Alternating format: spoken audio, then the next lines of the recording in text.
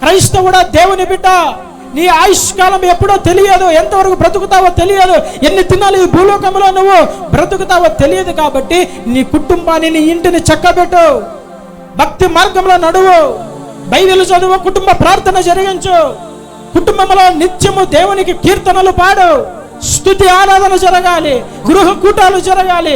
నీ కుటుంబంలో ఏమైనా చక్కపరచవలసిన విషయాలు ఉంటే దానిని యజమానులు చక్కపరచాలి. ఇక్కడ ఎక్కడ ప్రాబ్లం ఉంది? ఎందుకు కుటుంబాలు బాగుపడడం లేదు, కట్టపడడం లేదు, పిల్లల జీవితాలు ఎందుకు నాశనం అయిపోతున్నాయంటే యజమానుడే సరి లేకపోతే కుటుంబం ఎలాగ సరి చేయబడుతుంది? కుటుంబానికి పెద్ద దిక్కే సరి లేకపోతే మిగతా వారు ఎలాగ వింటారు? ఒక పార్టీకి లీడర్ సరి లేకపోతే క్యాడర్ కూడా సరిగా ఉండదు. ఒక పార్టీకి లీడరు మంచి న్యాయమైన వాడు, ప్రజలకు మేలు చేయాలని ఆశ కలిగిన వాడు ఉంటే లీడరు, క్యాడర్ అందరూ కూడా కలిసి ప్రజలకు మంచి చేస్తారు. ఒక సంస్థలో మేనేజింగ్ డైరెక్టర్ సరిగా లేకపోతే కింద ఎంప్లాయీస్ అందరూ కూడా సరిగా ఉండరు. వాడు స్ట్రిక్ట్గా లేకపోతే వీళ్ళు స్ట్రిక్ట్గా పని చేయరు.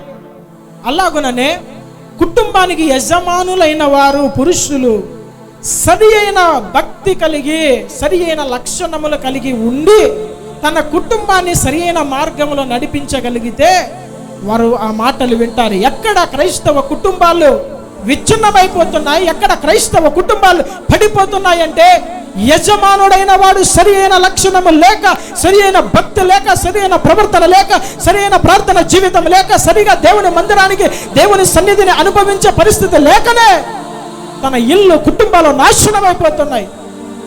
యజమానులు సరిగా ఉండాలి, యజమానులు బలముగా ఉండాలి, యజమానులు పరిశుద్ధంగా ఉండాలి, యజమానులు దైవ భక్తి కలిగిన వారుగా ఉండాలి, యజమానులు దేవునికి ఇచ్చేవారుగా ఉండాలి, యజమానులు దేవుని మందిరానికి నడిచేవారుగా ఉండాలి.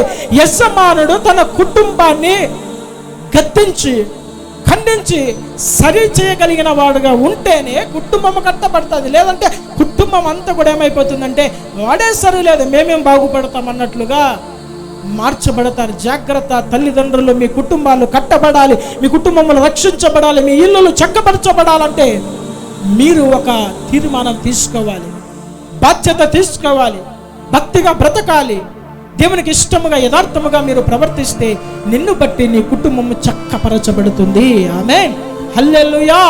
నా భార్య ప్రార్థనకు పోతుందిలే, నేను పోకపోయినా పర్వాలేదు అనుకుంటే సంపూర్ణమైన రక్షించబడిన కుటుంబం అది కాదు.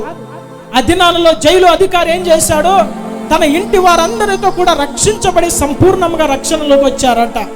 కొన్ని కుటుంబాలు బైబిల్ గ్రంథంలో ఉన్నాయి, వారి కుటుంబం అంతా కూడా రక్షించబడి దైవ భక్తి కలిగి దేవుని సేవించేవారుగా ఉన్నారు.